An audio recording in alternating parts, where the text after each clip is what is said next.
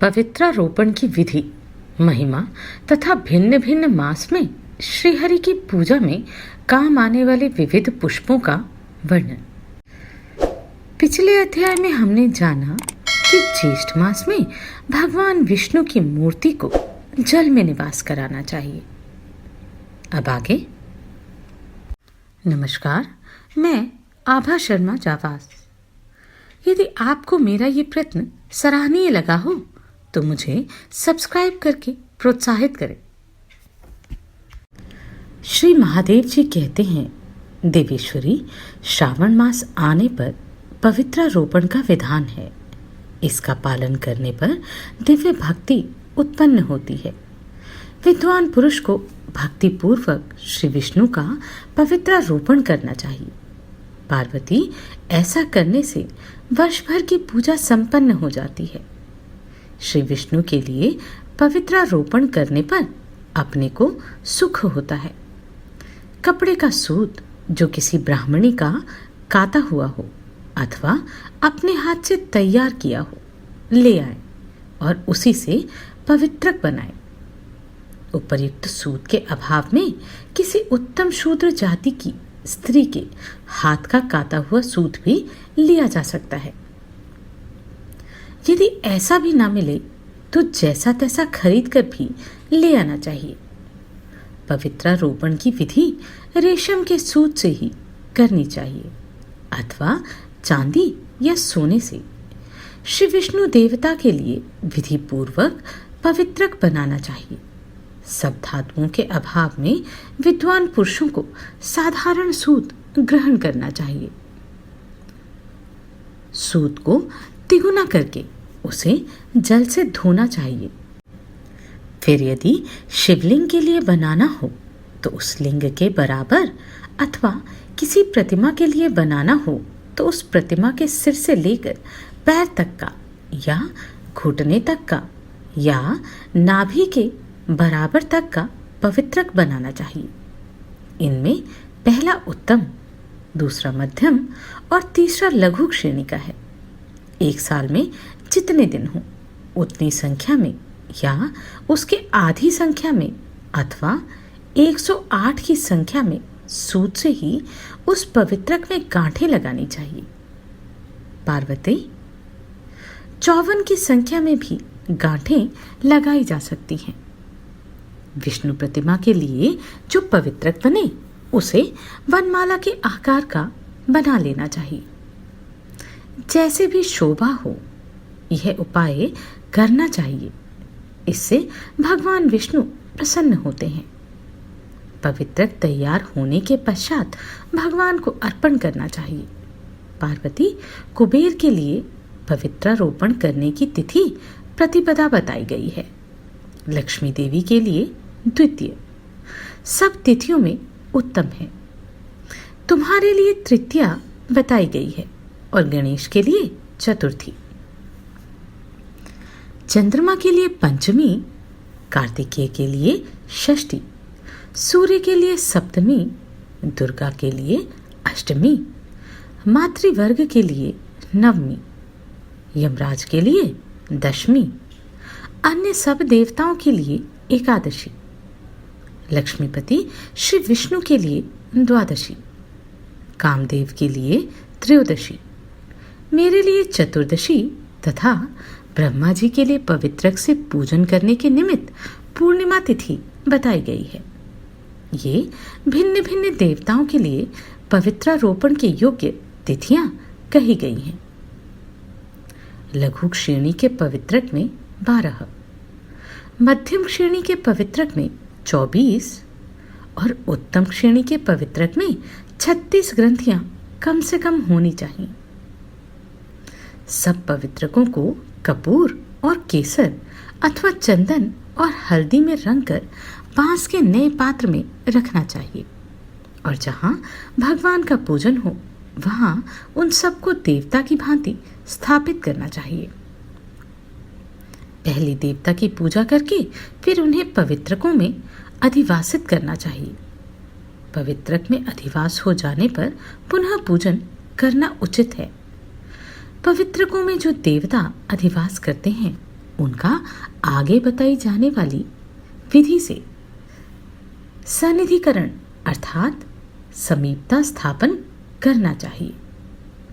ब्रह्मा, विष्णु और रुद्र ये तीनों सूत्रों के देवता है तथा क्रिया, पौरुषी, वीरा, अपराजिता, जया, विजया, मुक्तिदा, सदाशिवा, मनोन्मणि और सर्वोत्मुखी ये 10 ग्रंथियों की अधिष्ठात्री देवियां हैं। इन सब का सूत्रों में आवाहन करना चाहिए। शास्त्रोक्त विधि से मुद्रा द्वारा आवाहन करें। सबका आवाहन करके सनिधिकरण की क्रिया करें। मुद्रा द्वारा समीपता स्थापित करने का नाम सनिधिकरण है। पहले रक्षा मुद्रा से संरक्षण करके धेनु मुद्रा के द्वारा उन्हें अमृत स्वरूप बनाए। फिर सबसे पहले भगवान के आगे कलश का जल लेकर क्लीं कृष्णाय इस मंत्र से उन पवित्रकों का पोषण करें। तत्पश्चात गंध, धूप, द्वीप, नैवेद्य और तांबुल आदि निवेदन करके षोडशोपचार आदि से पवित्रक के देवताओं का पूजन करें। फिर उन्हें धूप देकर देवता के सम्मुख हो नमस्कार मुद्रा के द्वारा देवता को अभिमंत्रित करें। उस समय इस मंत्र का उच्चारण करना चाहिए। आमंत्रितो महादेव सार्धं देव्यागणादिभिः मंत्रैर्वा लोकपालैश्च सहितः परिचारकैः आगच्छ भगवन् विष्णु विधे संपूर्ति हेतवे प्रातस्तवत् पूजनं कुर्मः सानिध्यं नियतं कुरु। महान देवता भगवान विष्णु मंत्रों द्वारा आवाहन करने पर आप देवी लक्ष्मी, पार्षद लोकपाल और परिचारकों के साथ विधि की पूर्ति के लिए यहाँ पधारिए। प्रातःकाल में आपकी पूजा करूँगा। यहाँ निश्चित रूप से सन्निकटता स्थापित कीजिए। तदनंतर वे गंध और पवित्रक भगवान राघव के अथवा श्री विष्णु के चरणों के समीप रखते। फिर प्रातःकाल नित्य कर्म करके पुण्य और स्वस्ति वाचन कराए तथा भगवान की जय जयकार के साथ घंटा आदि, बाजे और तुरही आदि बजाते हुए पवित्रकों द्वारा पूजन करें। ओम वासुदेवाय विद्महे विष्णुदेवाय धीमहि तन्नो देवः प्रचोदयात्। मैंने पूर्व जन्म में कौन सा दान, तप अथवा व्रत किया था जिससे मैं मर्त्य लोक में जन्म लेकर भी मर्त्य भाव से ऊपर उठ गई, आपकी अर्धांगिनी हुई। भगवान श्री कृष्ण ने कहा, श्री वासुदेव का तत्व जानने के लिए हम ज्ञान प्राप्त करते हैं, श्री विष्णुदेव के लिए ध्यान करते हैं। वे देव विष्णु हमारी बुद्धि को प्रेरित करें। इस मंत्र से अथवा देवता के नाम मंत्र से पवित्रक अर्पण करना चाहिए। इसके बाद भगवान विष्णु की महापूजा करें, जिससे सबकी आत्मा श्री विष्णु प्रसन्न होते हैं। चारों ओर विधि पूर्वक दीपमाला जलाकर रखें। भक्ष्य, भोज्य, लेह और चोष्य ये 4 प्रकार के अन्न नैवेद्य के लिए प्रस्तुत करें। पूर्व पूजित पवित्रक भगवान को अर्पण कर दें। फिर विशेष भक्ति के साथ श्री गुरु की पूजा करें। गुरु महान देवता हैं, उन्हें वस्त्र और अलंकार आदि अर्पण करके विधि पूर्वक पूजन करना चाहिए। गुरु पूजन के पश्चात पवित्रक धारण करें। इसके बाद वहां जो वैष्णव उपस्थित हों उन्हें तांबुल आदि अग्नि को पूर्णाहुति अर्पण करें। अंत में लक्ष्मी निवास भगवान श्री कृष्ण को कर्म समर्पित करें। मंत्रहीनं क्रियाहीनं भक्तिहीनं तु केशवः यत् पूजितं मया सम्यक् संपूर्णं यातु मे ध्रुवम्। हे केशव, मैंने मंत्र, क्रिया और भक्ति के बिना जो पूजन किया है वह भी निश्चय ही परिपूर्ण हो जाए। तदनंतर देवताओं का विसर्जन करके वैष्णव ब्राह्मणों तथा इष्ट बंधुओं के साथ स्वयं भी शुद्ध अन्न भोजन करें। जो उत्तम द्विज इस दिव्य पूजन के प्रसंग को सुनते हैं वे सब पापों से मुक्त हो भगवान विष्णु के परम पद को प्राप्त होते हैं। इस प्रकार पवित्रारोपण करने पर इस पृथ्वी पर जितने भी दान और नियम किए जाते हैं वे सब परिपूर्ण होते हैं। पवित्रारोपण का विधान उत्सवों का सम्राट है। इससे ब्रह्म हत्यारा भी शुद्ध हो जाता है। इसमें तनिक भी अन्यथा विचार नहीं करना चाहिए। गिरिराज कुमारी, मैंने जो कुछ कहा वह सत्य है, सत्य है, सत्य है। पवित्रारोपण में जो पुण्य है वही उसके दर्शन में भी है। महाभागे, यदि शूद्र भी भक्ति भाव से पवित्रारोपण का विधान पूर्ण कर ले तो वे परम धन्य माने जाते हैं। मैं इस भूतल पर धन्य और कृतकृत्य हूँ क्योंकि मैंने भगवान विष्णु की मोक्षदायिनी भक्ति प्राप्त की है।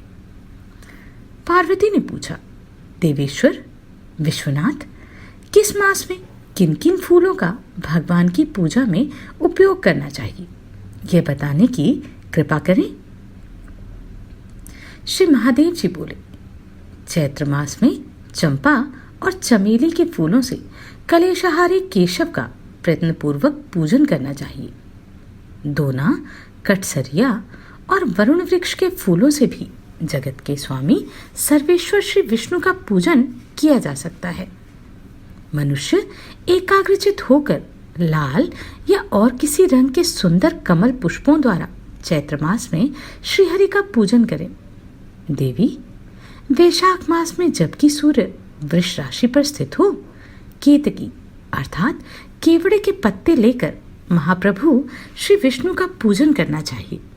जिन्होंने भक्तिपूर्वक भगवान का पूजन कर लिया उनके ऊपर श्रीहरि संतुष्ट रहते हैं।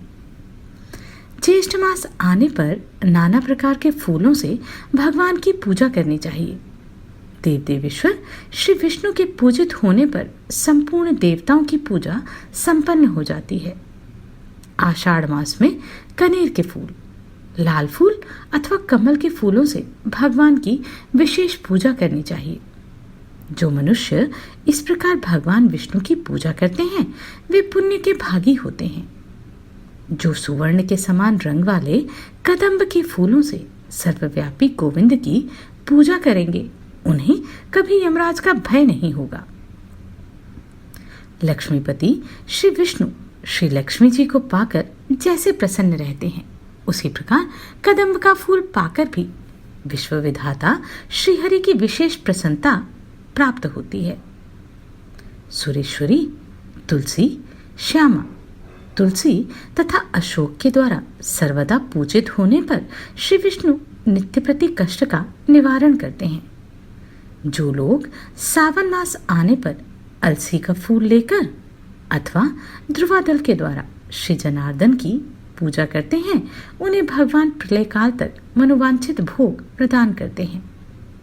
पार्वती, भादो के महीने में चंपा, श्वेत पुष्प, रक्त सिंधूरक तथा कल्हार के पुष्पों से पूजन करके मनुष्य सब कामनाओं का फल प्राप्त कर लेता है। अश्वनी के शुभ मास में जूही, चमेली तथा नाना प्रकार के शुभ पुष्पों द्वारा प्रयत्न पूर्वक भक्ति के साथ सदा श्रीहरि का पूजन करना चाहिए। जो कमल के फूल ले आकर श्री जनार्दन की पूजा करते हैं वे मानव इस पृथ्वी पर धर्म, अर्थ, काम और मोक्ष चारों पदार्थों को प्राप्त कर लेते हैं। कार्तिक मास आने पर परमेश्वर श्री विष्णु की पूजा करनी चाहिए। उस समय ऋतु के अनुकूल जितने भी पुष्प उपलब्ध हों वे सभी श्री माधव को अर्पण करने चाहिए।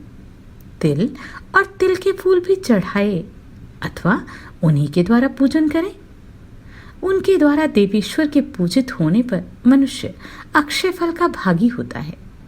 जो लोग कार्तिक में चितवन, मौलसिरी तथा चंपा के फूलों से श्री जनार्दन की पूजा करते हैं वे मनुष्य नहीं, देवता हैं। मार्गशीर्ष मास में नाना प्रकार के पुष्पों, विशेषतः दिव्य पुष्पों, उत्तम नैवेद्यों, धूपों तथा आरती आदि के द्वारा सदा प्रयत्न पूर्वक भगवान का पूजन करें। महादेवी पौष मास में नाना प्रकार के तुलसी दल तथा कस्तूरी मिश्रित जल के द्वारा पूजन करना चाहिए। माघ मास आने पर नाना प्रकार के फूलों से भगवान की पूजा करें। उस समय कपूर से तथा नाना प्रकार के नैवेद्य एवं लड्डुओं से पूजा होनी चाहिए। इस प्रकार देवीश्वर के पूजित होने पर मनुष्य निश्चय ही मनोवांछित फलों को प्राप्त कर लेता है। फागुन में भी नवीन पुष्पों अथवा सब प्रकार के फूलों से श्रीहरि का अर्चन करना चाहिए। सब तरह के फूल लेकर वसंत काल की पूजा संपादन करें। इस प्रकार श्री जगन्नाथ के पूजन होने पर पुरुष श्री विष्णु की कृपा से अविनाशी वैकुंठ पद को प्राप्त कर लेता है। सूत जी कहते हैं, एक समय की बात है, देवर्षि नारद कल्पवृक्ष के दिव्य पुष्प लेकर द्वारका में भगवान श्री कृष्ण का दर्शन करने के लिए गए। श्री कृष्ण ने स्वागत पूर्वक नारद जी का सत्कार करते हुए उन्हें पाद्य अर्घ्य निवेदन करने के पश्चात बैठने को आसन दिया। नारद जी ने वे दिव्य पुष्प भगवान को भेंट कर दिए। भगवान ने अपनी 16,000 रानियों में उन फूलों को बांट दिया।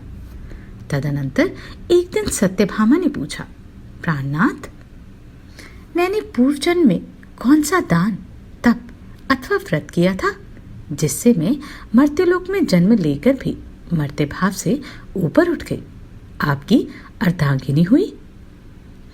भगवान श्री कृष्ण ने कहा, प्रिय, एकाग्रचित होकर सुनो। तुम पूर्व जन्म में जो कुछ थी और जिस पुण्यकारक व्रत का तुमने अनुष्ठान किया था वह सब मैं बताता हूँ। सतयुग के अंत में मायापुरी अर्थात हरिद्वार के भीतर अत्रि कुल में उत्पन्न एक ब्राह्मण रहते थे जो देव शर्मा नाम से प्रसिद्ध थे। वे वेद वेदांगों के पारंगत विद्वान, अतिथि सेवा, अग्निहोत्र परायण और सूर्य व्रत के पालन में तत्पर रहने वाले थे।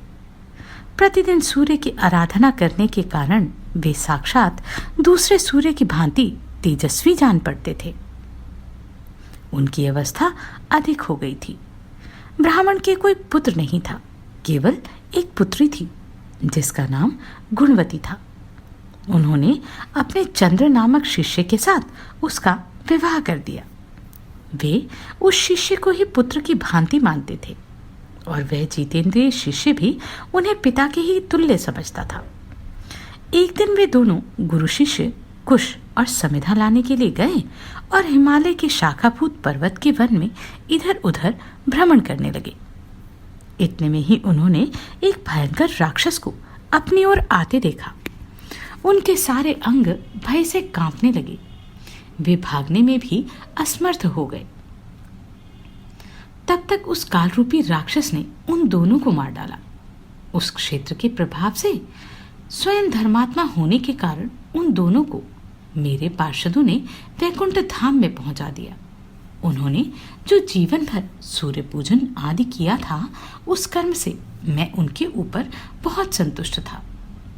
सूर्य, शिव, गणेश, विष्णु तथा शक्ति के उपासक भी मुझे ही प्राप्त होते हैं। जैसे वर्षा का जल सब ओर से समुद्र में ही जाता है, उसी प्रकार इन पांचों के उपासक मेरे ही पास आते हैं। मैं एक ही हूं, तथापि लीला के अनुसार भिन्न भिन्न नाम धारण करता हूं। 5 रूपों में प्रकट हुआ हूं। ठीक उसी तरह जैसे कोई देवदत्त नामक एक ही व्यक्ति पुत्र, पिता आदि भिन्न भिन्न नामों से पुकारा जाता है। तदनंतर गुणवती ने जब राक्षस के हाथ से उन दोनों के मारे जाने का हाल सुना, तब वह पिता और पति के वियोग से पीड़ित होकर करुण स्वर में विलाप करने लगी। हाँ नाथ, हाँ तात, आप दोनों मुझे अकेले छोड़कर कहाँ चले गए? मैं अनाथ बालिका आपके बिना अब क्या करूंगी? अब कौन घर में बैठी हुई मुझ कुशलहीन दुखिनी स्त्री का भोजन और वस्त्र आदि के द्वारा पालन करेगा? इस प्रकार बारंबार करुणाजनक विलाप करके वह बहुत देर के बाद चुप हुई। गुणवती शुभ कर्म करने वाली थी। उसने घर का सारा सामान विक्रय कर अपनी शक्ति के अनुसार पिता और पति का पारलौकिक कर्म किया। तत्पश्चात वह उसी नगर में निवास करने लगी। शांत भाव से सत्य शौच आदि के पालन में तत्पर हो भगवान विष्णु के भजन में समय बिताने लगी। उसने अपने जीवन भर 2 व्रतों का विधि पूर्वक पालन किया। एक तो एकादशी का उपवास, दूसरा कार्तिक मास का भलीभांति सेवन। प्रिय, ये 2 व्रत मुझे बहुत ही प्रिय हैं। ये पुण्य उत्पन्न करने वाले पुत्र और संपत्ति के दाता तथा भोग और मोक्ष प्रदान करने वाले हैं। जो कार्तिक के महीने में सूर्य के तुला राशि पर रहते समय प्रातःकाल स्नान करते हैं, वे महापातकी होने पर भी मुक्त हो जाते हैं। जो मनुष्य कार्तिक में स्नान, जागरण, दीपदान और तुलसी सेवन का पालन करते हैं, वे साक्षात भगवान विष्णु के स्वरूप ही हैं।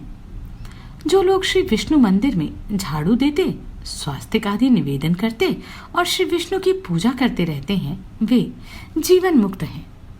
जो कार्तिक में 3 दिन भी इस नियम का पालन करते हैं, वे देवताओं के लिए वंदनीय हो जाते हैं। फिर जिन लोगों ने आजन्म इस कार्तिक व्रत का अनुष्ठान किया है, उनके लिए तो कहना ही क्या है।